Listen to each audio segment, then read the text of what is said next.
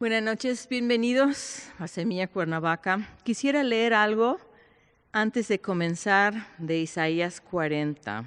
El versículo 21, no saben, no han oído, nunca se les han dicho desde el principio, no han sido enseñados desde que la tierra se fundó.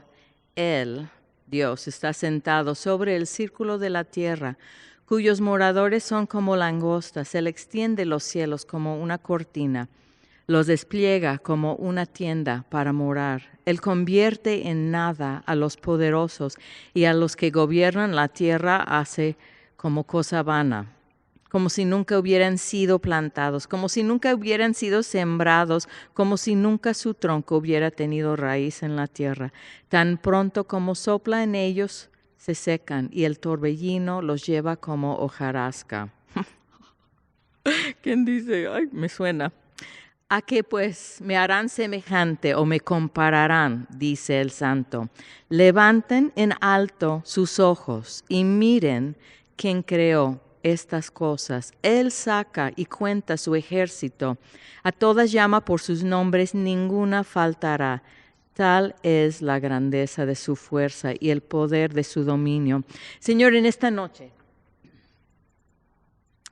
quiero empezar con esta canción de alzaré mis ojos al que hizo todo, que mide el mar en el hueco de su mano, aquí arrodillada junto con la creación y con las naciones del mundo. Señor, ¿cómo tienes la atención de algunos, de otros no? Pero, Señor, tienes nuestra atención y pidiendo que otros pongan atención. Estás permitiendo esto. Y la canción sigue diciendo, con todo lo que respira, quiero dar mi voz y levantar el nombre sobre todo nombre, Jesús. Dar honor a ese nombre que permanece para siempre, que es tu nombre. Entonces, Señor, como ha dicho Jaime, es una iglesia sin paredes, que de por sí no tenemos paredes aquí en el auditorio, pero ya más, que la iglesia está esparcida por toda la ciudad, Señor, y tú estás en cada hogar. Y Señor, pidiendo que en este momento que nos unas en un mismo espíritu. Y Señor, yo pidiendo aquí, sintiéndome un poco solita acá, en la plataforma y en el auditorio, pero Señor, tú sabes, he venido orando, Señor, que nos permitas en este tiempo a llegar a cada casa y que tu espíritu, que no está limitado, que pueda ministrar, animar, exhortar, consolar cada corazón, Señor, y nos ayudas como cuerpo estar sensibles a tu voz en este rato. Entonces, Señor, comenzando, queriendo alzar nuestros ojos al que hizo todo, en el nombre de Jesús. Y alzaré mis ojos al que hizo todo, y mide el mar en el hueco de su mano, aquí arrodillado junto con la creación, con todo lo que respira, quiero dar mi voz y levantar el nombre sobre todo nombre, Jesús,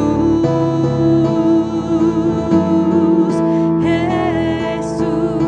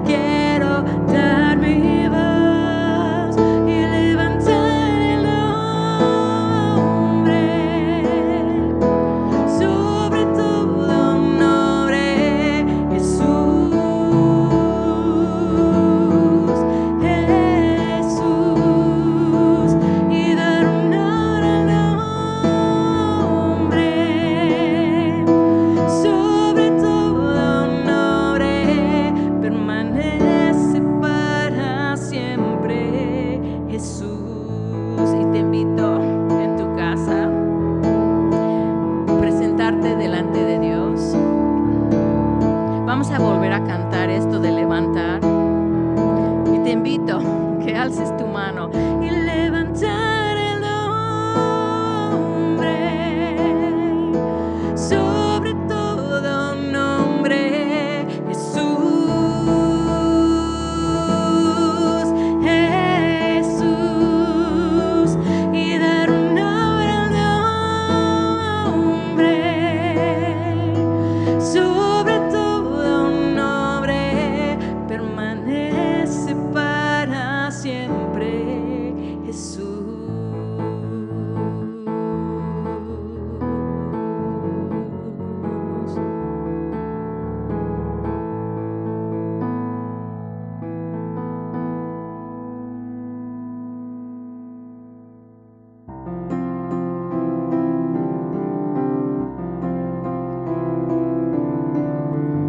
Mi esperanza está en Jesús, en su justicia y en la cruz. De nada más dependeré, solo en su nombre confiaré. Cuando no puedo ver su faz, cuando no puedo ver su faz, sé que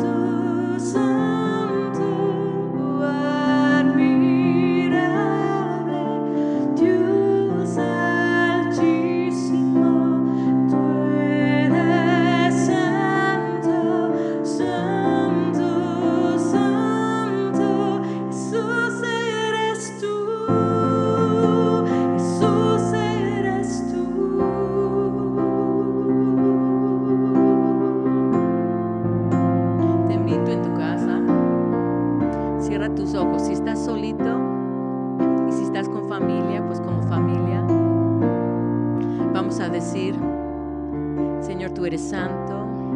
¿Quién como tú, Señor? Alzamos nuestros ojos para mirar al que hizo todo, decirle que es grande, que es bueno, que confiamos en tus propósitos, Señor. Y vamos a cantar, tú eres santo. Tú eres santo, santo, santo, admirable, Dios altísimo. Tú eres santo, santo, santo, Jesús eres tú. Jesús eres tú, Jesús. Jesús eres tú. Jesús eres tú.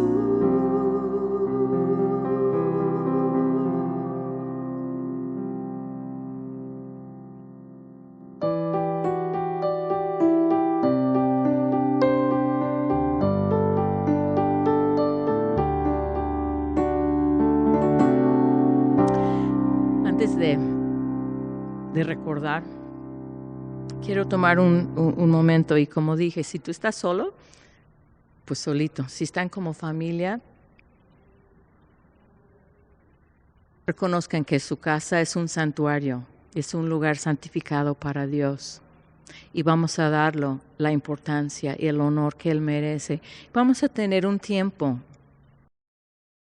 orando, esperando en Dios. Y vamos a pedir por personas quienes están afectados por esto, si con la enfermedad, si en la economía, si son personas en el sector de salud que están a la frente de la batalla exponiendo su vida. Y ahí en tu casa, con tu familia, mencionen nombres, mencionen situaciones, personas.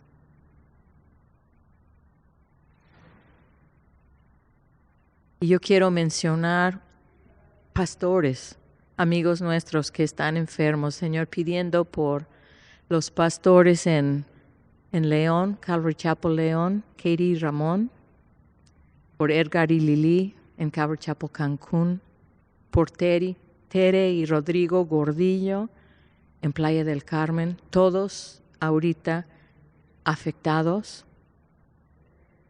Y Señor, pidiendo tu misericordia, pidiendo por personas que son aquí de casa, que están enfermos en este momento, pidiendo, como dice en el Salmo 33, 16, el ojo de Jehová está sobre los quienes le temen, quienes esperan su misericordia. Señor, te tememos. Y tu ojo está sobre nosotros, tu ojo está sobre los quienes están ahorita orando conmigo y esperamos tu misericordia. Y puedes ir, si hay personas por quienes quisieras mencionar en esta oración, pues puedes ponerlo en los mensajes. Dios ve, Dios oye y estamos echando mano a toda manera para unirnos, para orar juntos, para llevar nuestras cargas al trono de la gracia y recordar que no le cuesta abrir el mar ni sobre el agua caminar. Y Señor, gracias por esas historias y la verdad nos aferramos a ellas y a tus promesas en estos tiempos de oportunidad. Quiero recordar que no te cuesta abrir el mar y sobre sus olas caminar. Quiero recordar que tu voz calma la tempestad y en tu sombra hallo paz. Y estoy aquí, yo sé que no hay nada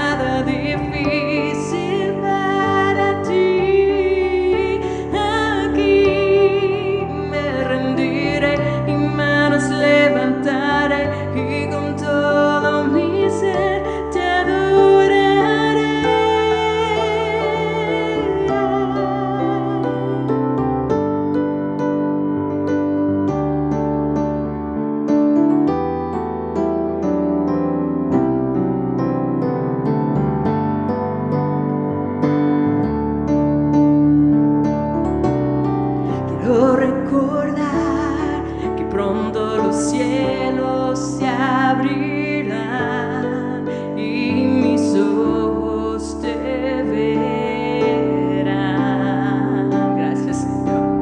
Quiero recordar que al muerto vida das, no hay que temer que nada más. Y estoy aquí, yo sé que no hay nada difícil para ti. Aquí me rendiré y manos levantaré y con todo mi ser te adoraré. Y estoy aquí, yo sé que no hay nada difícil para ti. Aquí me rendiré, manos levantaré y con todo mi ser te adoraré.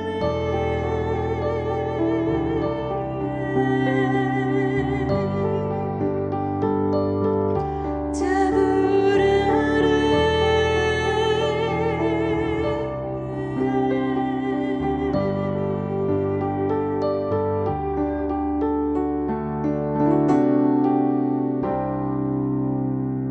Y antes de terminar este tiempo,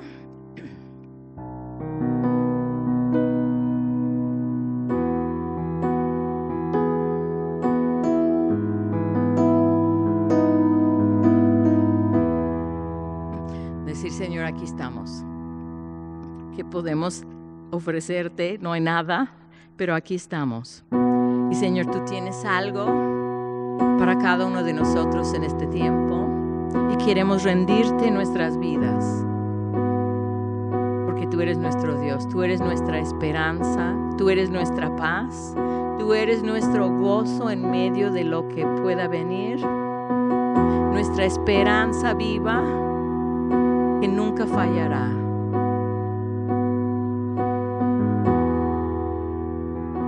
Y fuiste tú quien me buscó, quien me amó, quien me limpió.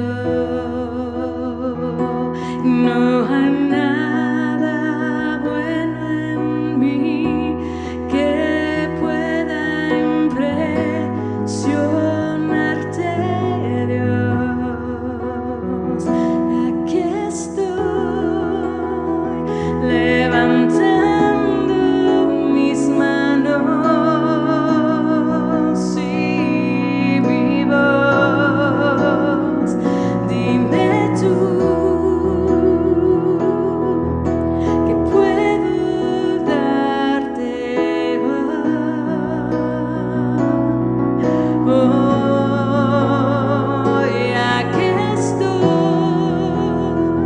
entregándote mi corazón. Dime tú que puedo darte hoy.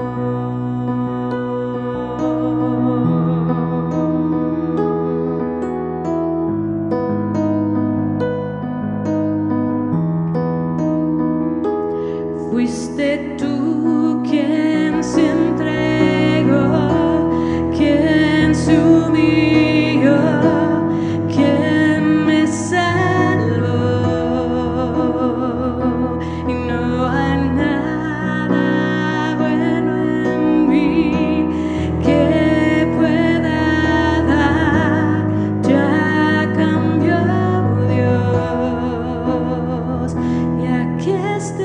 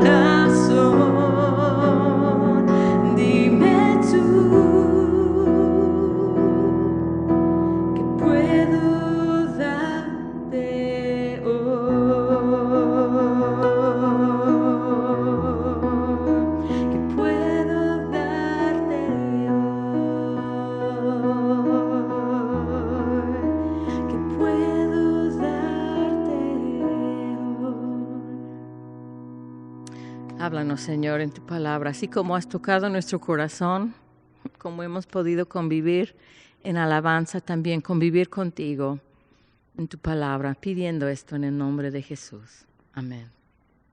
Hoy vamos a tomar unos miércoles en una serie breve de el Calvario que en Semana Santa hemos podido ver y repasar y mucha gente recordar muy bien, pero desde el Calvario hasta Pentecostés, que va a ser ya en mayo, y eso se cuenta 50 días después de la Pascua. Entonces la Pascua es un día, pero los panes sin levadura siguen y precisamente ya se está terminando lo que son los días de Pascua o los días de panes sin levadura, y sería hoy, hace tantos siglos, que saliendo de Egipto, de las ciudades donde vivían los hebreos, los israelitas, ya pudieron cruzar el Mar Rojo. Entonces, qué buen aniversario poder decir estas cosas sucedieron y se han recordado y se han recordado y se han hablado mucho. Y ahora vamos a seguir esto diciendo, ok, bueno, entonces Jesús murió y resucitó y eso lo hemos cubierto, nos queda por decir claro, pero tenemos que repasar 2 o 3 cosas en esto, de decir específicamente por qué Jesús murió y la forma en que murió. ¿Qué trae esto a nosotros realmente? ¿Qué es lo que podemos decir? Se ha hecho diferentes versiones. Algo que me sorprende realmente de donde se escucha es que Jesús murió como ejemplo. Y digo, ¿ejemplo de qué? Ningún revolucionario lo seguiría de ejemplo, ningún conquistador, ni siquiera un obediente podría morir como Jesús y decir, sí, sí, como Jesús, porque la resurrección es lo que justifica todo lo que Jesús hizo al someterse a eso. Entonces, viendo primero qué fue la muerte de Jesús y todo eso, vamos a Efesios capítulo 1. Efesios 1, y en la introducción que Pablo hace a los Efesios menciona 7 bendiciones espirituales. Dice que nos ha bendecido con toda bendición espiritual en Cristo Jesús y menciona 7, que realmente abarca mucho y nos da como un mapa de la zona de bendición en Cristo. Pero en versículo 6 dice que para alabanza de la gloria de su gracia, o sea, por la voluntad de Dios y por el puro afecto de su voluntad, el Padre dio al Hijo, el Hijo quiso ser dado al mundo como sacrificio, y entonces, para alabanza de la gloria de su gracia, con la cual nos hizo aceptos en el amado, en quien tenemos redención por su sangre, el perdón de pecados según las riquezas de su gracia. Y se dice muy rápido, en quien tenemos redención por su sangre y perdón de pecados. Pero eso es el punto de partida en la muerte de Jesús y la forma de morir. Entonces, Jesús pudo haber sido estrangulado, pudo haber sido ahorcado, le pudieron haber cortado la cabeza o algo así. Y la forma de morir es muy importante, ya que ni existía obviamente cuando Dios dio la promesa de cómo sería la redención del ser humano. Pero acompáñame a Génesis capítulo 3. Y el primer derramamiento de sangre en la historia bíblica es en Génesis 3 y lo hizo Dios. Y eso es muy importante para nosotros ver. Toda la corrupción y la distorsión humana en cuanto a derramar sangre, o sea, lo que es sacrificar vida, ha sido precisamente por el pecado en el ser humano, distorsionando, oscureciéndolo, haciéndolo algo de terror y algo como dedicado para otros usos, violencia y demás. Pero cuando Dios lo hizo fue para cubrir el pecado y la vergüenza de Adán y Eva. Entonces, viendo eso, que Dios, el Creador, que hizo todo y dijo, todo es muy bueno, hizo algo perfecto y formó el ser humano perfecto.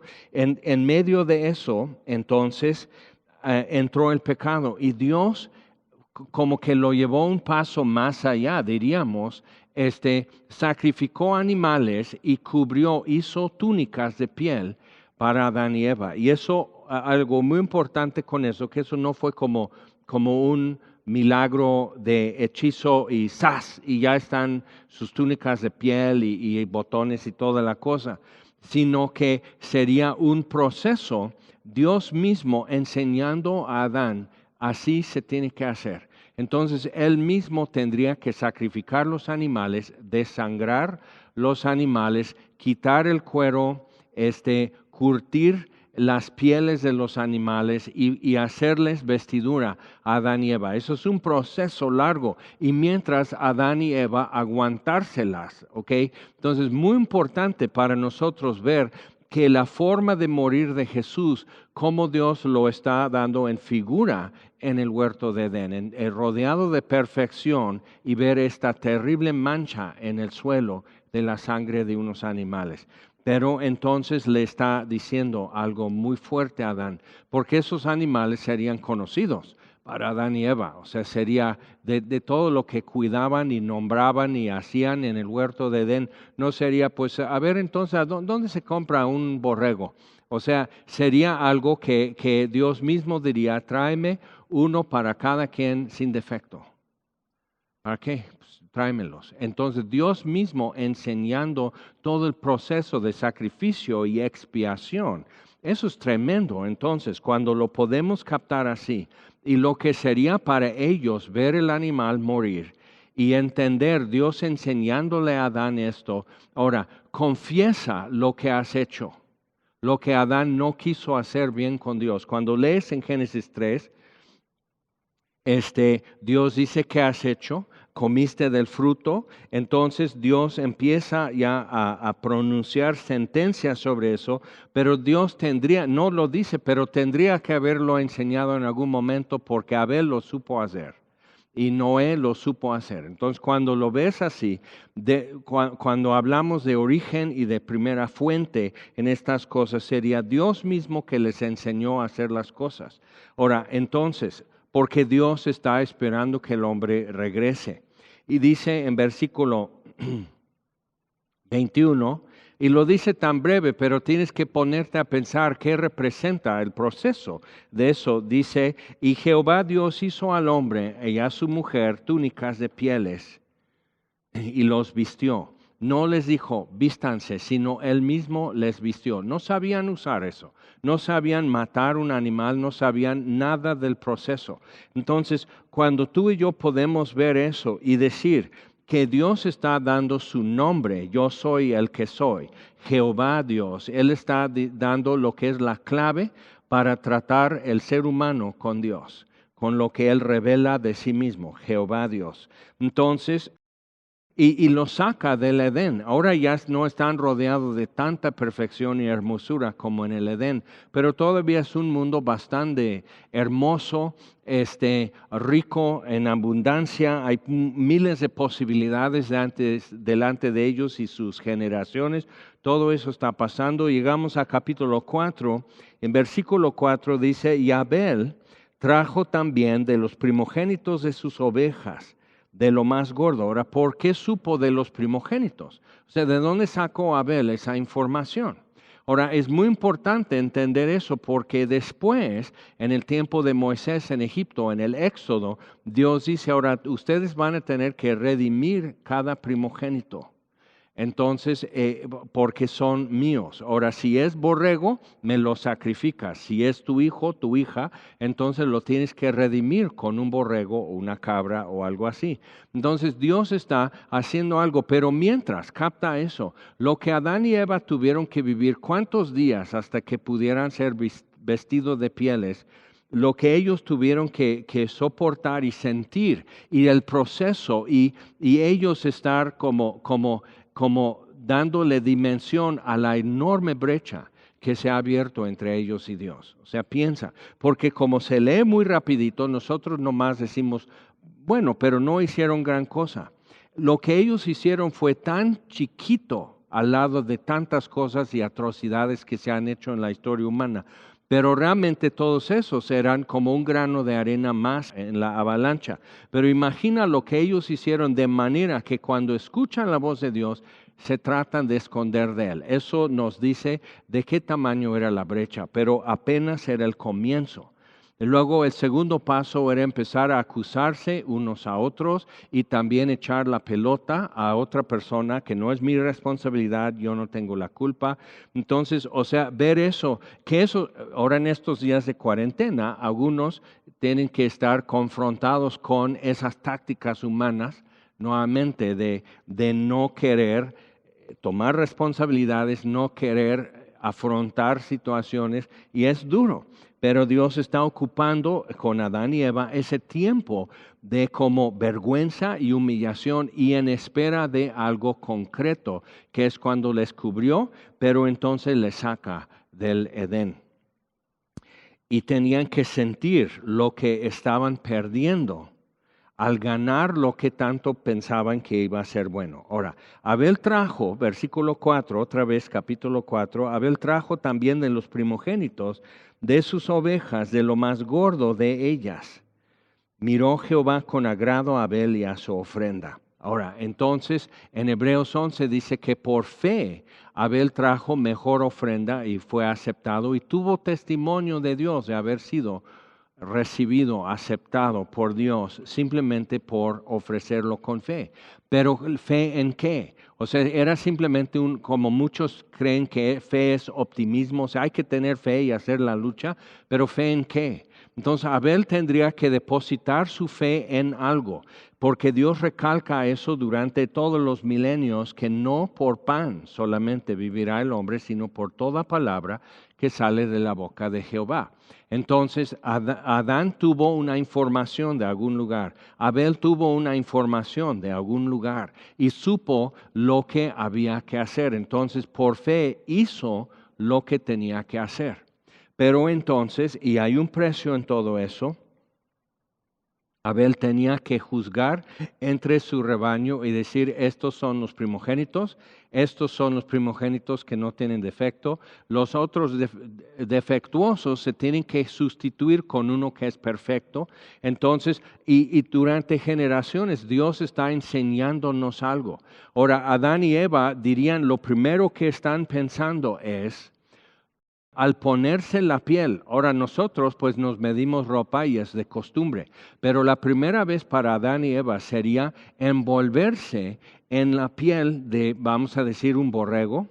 Entonces es decir, yo estoy en el borrego que murió por mí. ¿Ok? Entonces Dios está poniendo como un tabique así en el muro y está empezando a colocar verdad y verdad y verdad y otra verdad y otra verdad en su cabeza de ellos, porque no tenían noción de lo que era hasta estar perdido o hasta perderse, y no tenían noción de ser redimidos. Y eso quedaba muy lejos, pero ya sentían lo que era. Y si usas ropa de pieles, puedes detectar, esto es piel de cerdo, esto es piel de bovino, esto es ovino, hasta tuve una chamarra que me regalaron de piel de potro de caballo, lo tuve que regalar porque qué horror. Pero imagina, cada uno huele a ese animal, entonces tenían que decir, yo estoy en el borrego. Entonces cuando llegamos al Nuevo Testamento y habla así tanto de en Cristo, como vimos en Efesios 1, en Cristo, en Él, en Cristo, en Él. Entonces eso es nuevo en el Nuevo Testamento, pero no es nuevo en la Biblia, de estar en la víctima, o sea, dentro de lo que fue el sacrificio, lo que fue la propiciación por ti. Entonces vamos adelante con eso, regresando al Nuevo Testamento. Vamos por favor, pues de Efesios, ahora a Colosenses. Y Colosenses lo dice muy lindo, una forma muy directa también. Colosenses capítulo 1. Y agrega un dato más a esto de redención en su sangre. En Colosenses capítulo 1, versículo 20. Dice, por medio de Él, por medio de Cristo, reconciliar consigo todas las cosas. Entonces vemos que el objetivo, redención en su sangre, lo que vimos en Efesios 1, y lo que Adán y Eva empezaron a experimentar, era de volver a estar en relación, reconciliación. Entonces, de reconciliar consigo mismo todas las cosas, así las que están en la tierra como las que están en los cielos, haciendo la paz mediante la sangre de su cruz. Entonces imagínate lo que sería si hubieran podido ver desde tan lejos en tiempo y espacio, Adán y Eva, ver cuando Jesús dice, cuando el primer Adán y el postrer Adán ahí están en su momento en la historia, el momento que decide todo para todos, y Jesús dice, consumado es, ya no hay más. Entonces con esto ya quedó completo. Entonces, haciendo la paz mediante la sangre de su cruz. Entonces, vimos redención en su sangre, perdón de pecados en Efesios capítulo 1, vimos un poco de trasfondo en Génesis, y ahora en esto, haciendo la paz, piensa en eso, que entonces esto quiere decir que no hay nada que tú y yo podamos agregar a eso para estar en paz con Dios. Él ya hizo la paz. Entonces es tremendo eso. Es como Adán y Eva. ¿Qué pudieron ellos agregar a lo que Dios hizo vistiéndoles con pieles? Solo actitud, solo decir, entiendo que costó una vida para cubrir mi humillación. Costó una vida, entiendo eso. Entonces es lo único que pudieron agregar era entendimiento. Y con ese entendimiento, gratitud. Entonces, siguiente generación, Génesis 4, vemos a Abel haciendo esto, es lo que se hace. Entonces, presentando esto, ofreciendo esto, pero ahora entre todo eso podemos decir, bueno, pero ¿por qué sangre? ¿Por qué tan como sangriento? ¿Por qué hay gente, o sea, literal conocía hombres que nunca se casaron, no por machistas, sino por cobardes, porque no querían hacer la prueba de sangre y sacrificaban, hacían carnitas. Podían sacrificar un cochino, pero no podían dejar que les metan una aguja. Pero entonces, ¿por qué sangre? Bueno, en Éxodo dice que la vida está en la sangre es la vida de cada ser viviente. Saliendo Noé del arca, Dios recibió el holocausto que ofreció y dice, les he dado todo lo que se mueve sobre la tierra, pero absténganse de la sangre. Y podemos ver, bueno, eso es el Antiguo Testamento. Cuidado, porque el Antiguo Testamento es a partir de Moisés, no a partir de Adán, no a partir de Abel o Noé, ni siquiera Abraham. Entonces el Antiguo Testamento es a partir de la salida de Egipto y en el desierto de Sinaí Dios hace un pacto con esta nueva nación que es Israel. Ahora, tomando en cuenta eso, cuando Jesús dice nuevamente, esto es el nuevo pacto, entonces, ¿qué es lo que está diciendo? Está en la cena de la Pascua con sus discípulos, toma la copa y dice, esta copa es la sangre del nuevo pacto. Otra vez, ¿por qué sangre? ¿Por qué está diciendo esto es lo que va a sellar y ratificar este pacto? Entonces, muy importante para nosotros ver eso. En el Nuevo Testamento, los apóstoles en concilio decidieron que no iban a imponer más a los gentiles, no tenían que judaizarse, no tenían que adoptar nada de eso, pero entre las 4 cosas que mencionan es abstenerse de sangre. Entonces, es por eso, porque si no se está como malbaratando, se está haciendo algo que es especial desde Génesis 3, algo que es único y es dirigido hacia un propósito y haciéndolo demasiado común y que se encuentre como sea. Entonces hay un objetivo que Dios tiene en eso. Entonces viendo eso, vamos adelante más con eso y vamos por favor a Hebreos capítulo 11. Quiero recalcar lo de Abel, porque Abel es como nosotros, sin nación, por decir, mucho menos historia que nosotros. Nosotros tenemos ya bastante historia y dramas y leyendas y demás, pero pensando en Abel como alguien que sabe muy poco, que simplemente va a actuar de acuerdo con lo que ha entendido. Y dice en Hebreos capítulo 11, versículo 4, por la fe, Abel ofreció a Dios más excelente sacrificio que Caín, por lo cual alcanzó testimonio de que era justo, dando Dios testimonio de sus ofrendas, y muerto aún habla por ella. Y lo que entendían en la antigüedad es que Dios daba testimonio consumiendo con su propio fuego la ofrenda. Y cuando Dios ya no lo estaba haciendo, entonces tú tenías que prenderle el fuego. Pero realmente eso era el testimonio. Entonces llega Caín y trae lo que él trae, que no era malo, era muy bueno, era lo mejor que tenía, pero no es lo que Dios les había instruido, que es una vida por una vida. Otra vez, al preparar el animal, le tenía que quitar el cuero. Y entonces él tenía que saber lo que supo de sus papás, lo que es estar vestido en esto, lo que es estar en tu sacrificio, o sea, dentro de él. Entonces, ¿cómo vas a estar? Solo la Cenicienta pudo estar dentro de la calabaza, ¿ok? Entonces, no es, o sea, lo que Caín trae es bueno y es aceptable como primicia, pero no es aceptable como expiación por el pecado. Entonces, otra vez, redención en su sangre, el perdón de pecados, hizo la paz por medio de la sangre de la cruz. Ahora, vamos atrás en Hebreos, capítulo 9, por favor.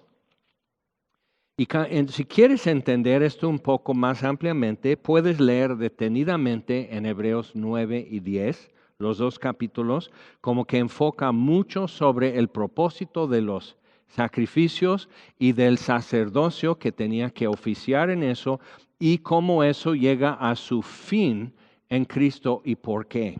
Pero vamos a simplemente ver rápido estos versículos, Hebreos 9, capítulo 9, versículo 11.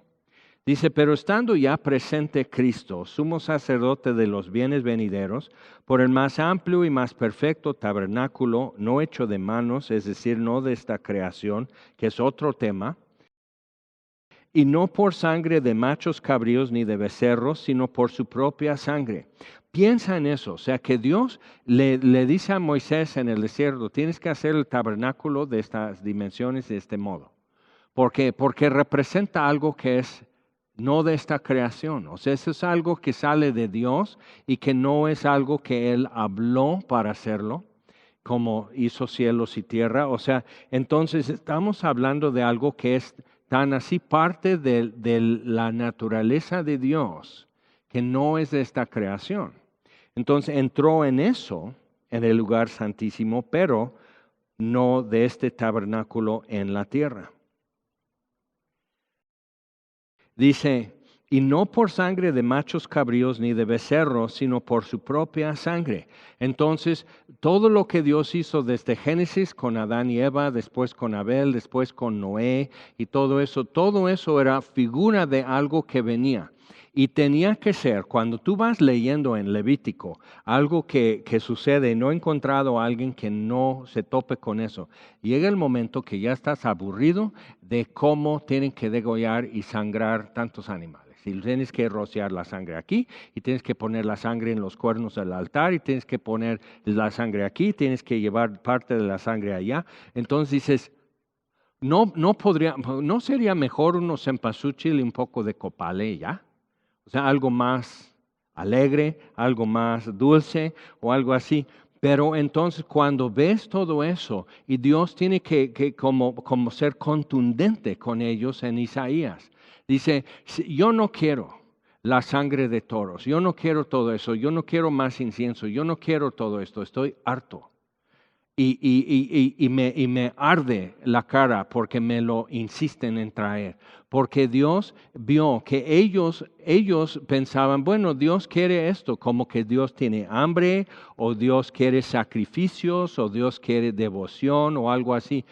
Pero su forma de ver todo eso, entonces estaban perdiendo por todo lo que era estar dentro de lo que acabas de sacrificar, que es una prefigura de estar en Cristo. Entonces, al perder el uno, pierdes el otro. Entonces, en todo eso, tenía que llegar a ser cansado para ellos y aburrido, en el sentido que dices, bueno, ¿cuánto tenemos que hacer? ¿Cuántos borregos tienen que ser degollados? ¿Cuánta sangre se tiene que derramar para que mis culpas ya no pesen aquí en mi cuello? Entonces, y dice, no, sino con su propia sangre entró una vez para siempre. No hasta aburrimiento, no hasta fastidio, sino hasta perfección. Entró una vez para siempre en el lugar santísimo, habiendo obtenido eterna redención. Otra vez, redención en su sangre, el perdón de pecados, pero es eterna redención, perdón de pecados, y es haciendo la paz. Otra vez, ¿qué podemos después de esto que hizo Jesús? Eterna redención, ¿qué es lo que tú y yo podríamos agregar? ¿O en qué modo podríamos asegurarlo más o confirmarlo más de lo que Él ya hizo? ¿A dónde entras tú o dónde entro yo que Él no ha podido entrar para asegurar esto y dejarlo concreto? Otra vez, algo concreto es lo que Dios proveyó y prometió desde Edén. Porque si la sangre de toros y de los machos cabríos y las cenizas de la becerra rociadas a los inmundos santifican para la purificación de la carne, cuanto más la sangre de Cristo, el cual mediante el Espíritu eterno se ofreció a sí mismo sin mancha a Dios, limpiará su sangre vuestras conciencias de obras muertas para que sirváis al Dios vivo. Ojo, se hace mucho eso de que no, pues la sangre de Cristo te cubra y te proteja. Mira, la sangre de Jesús no es una poción, no es un amuleto, no es un escapulario o algo así que puedas como poner eso ni siquiera como un ungüento o algo que te vaya a proteger. Dios es vivo. Entonces Dios me protege, Dios me cuida, ¿ok? Entonces, como invocar eso es invocar mal el hecho histórico y hasta teológico y bíblico de por qué fue crucificado, por qué murió y por qué derramó así su sangre Jesús. O sea, es pensar que la sangre en sí es algo mágico. El problema es dónde está. O sea, con eso entonces desprendes tu fe de hechos y de historia y promesas cumplidas de Dios a tu optimismo, y tu fe es lo que va a inflar y dar poder mágico a algo que tú invocas. Cuidado con eso, porque ya estás navegando algo que la Biblia no te va a sustentar. Pero lo que aquí está diciendo, si esto era suficiente para que físicamente se acercaran a las cosas santas, cuanto más la sangre de Cristo, porque es eterna redención, el cual mediante el Espíritu eterno, cualquier sumo sacerdote podría estar sin fe, dudando, pero cumpliendo con lo que tenía que hacer y sería acepto. Pero Jesús sin dudas, sin miedos, sin estar titubeando, Él hizo lo que tenía que hacer. Mediante el Espíritu eterno, se ofreció a sí mismo sin mancha a Dios. Cuanto más entonces limpiará vuestras conciencias de obras muertas para que sirváis al Dios vivo. Entonces, ¿cuántas cosas? Eso es un buen momento simplemente decir, ¿cuántas cosas hoy hacemos que realmente son obras muertas? Porque traemos todavía mala conciencia y no estamos realmente plantando nuestros pies en la zona donde Dios ha dicho consumado es. Eterna redención. Ya hizo la paz mediante la sangre de la cruz. Perdón de pecados. O sea, ¿qué es lo que tú invocas para sentirte bien con Dios? Es también muy directa la pregunta, pero ha sido más claro. Entonces, así que por eso es mediador de un nuevo pacto, pero también confirmado con sangre, pero su propia sangre en este caso, para que interviniendo muerte para la remisión de las transgresiones que había bajo el primer pacto, los llamados reciban la promesa de la herencia eterna. Porque donde hay testamento, una promesa que Dios ha hecho, es necesario que intervenga muerte del testador. Pero el testamento con la muerte porque el testamento con la muerte se confirma, pues no es válido entre tanto que el testador vive, porque sigue siendo el usufructo. De donde ni aun el primer pacto fue instituido sin sangre, pero fue sangre ajena. Porque habiendo anunciado Moisés todos los mandamientos de la ley a todo el pueblo, tomó la sangre de los becerros y de los machos cabríos con agua, lana escarlata e hisopo, y roció el mismo libro y también a todo el pueblo, diciendo, esta es la sangre del pacto que Dios ha mandado. En cambio, Jesús, ¿dónde quedó su sangre? Tomó la copa y dijo, esta copa es el nuevo pacto en mi sangre. Entonces ellos tuvieron que beber del vino. Ok, eso es muy importante porque entonces esto está en mí, lo que ratifica y confirma el testamento, la promesa de Dios y la herencia está en mí. Pero entonces más adelante, cuando Él dice consumado es, Romanos 6 nos enseña que cuando murió Jesús, murió como asimilando a todos los que iban a creer, asimilándolos a Él mismo. Él le dice a Nicodemo, cuando yo sea levantado, o sea, puesto en la cruz, atraeré todos los hombres a mí, como la serpiente de bronce en el desierto. Tenían que mirar, y eso es siempre el dilema al día de hoy. Cualquiera famoso o importante habla de Diosito, y hasta con ternura y reverencia, pero ¿quién habla así de Jesucristo? Entonces algo cambia para ti cuando tú dices, su vida está en mí, la sangre es la vida, su vida está en mí, y yo estoy en Él. Estoy revestido de Cristo y sangre fue derramada por mí y esto en esta personalidad me ostento como aceptado por Dios. Entonces, y acepto en el amado, lo que leímos en Efesios 1. Medita en eso, es tremendo cuando te pones a pensar. Si tú tratas de invocar delante de Dios otra cosa que no sea la persona y la obra de Jesucristo, estás llegando desnudo ante Dios. No es aceptable. Entonces sigue hablando. Versículo 22, y casi todo es purificado según la ley con sangre, y sin derramamiento de sangre no se hace remisión. Me acuerdo cuando empecé con Navegantes hace tantísimos años, que uno de los primeros versículos que tuvimos que buscar fue esto, que sin derramamiento de sangre no se hace remisión. O sea, otra vez enfatizando y subrayando en nuestra mente, que está un poco desvariada, entonces estar pensando, entonces por eso murió por mí. Entonces, si tú hoy, esta noche, simplemente igual mueves tus labios y dices, por eso Jesús murió por mí, porque soy pecador, porque no me puedo presentar así ante Dios. Entonces, lejos esté de mí invocar otra cosa que no sea su persona y su obra, lejos esté de mí pensar que yo tengo algo, una vida en mí que me hace atractivo a Dios, sino la vida de Jesús en mí. Por eso Pablo puede decir a los Gálatas, Gálatas 2:20, con Cristo estoy juntamente crucificado, o sea, asimilado en esto, juntamente crucificado, ya no vivo yo, mas Cristo vive en mí. ¿Ves cómo esto es un tema que se repite y se repite y se recalca a través de toda la Biblia? Entonces, llegamos a capítulo 10, versículo 11. Dice, ciertamente todo sacerdote está día tras día ministrando y ofreciendo muchas veces los mismos sacrificios que nunca pueden quitar los pecados.